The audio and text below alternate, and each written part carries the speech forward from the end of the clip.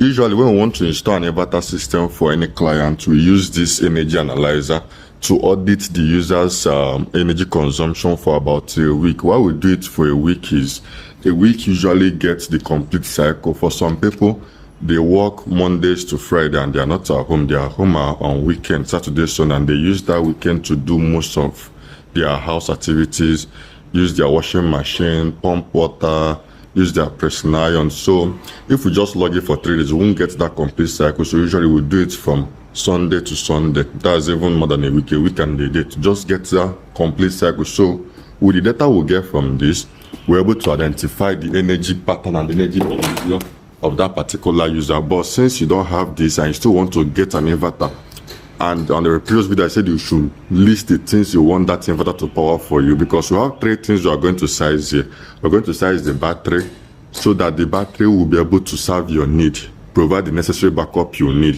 You need to size the solar so that the solar can be charging the battery and also power those loads at the same time. We also need to size the inverter itself. So since you don't have this, let's proceed with the list you created. So I would also go with the list. I have a small list myself, which is a fridge, fan, some light bulbs, my PC, and my phone charging.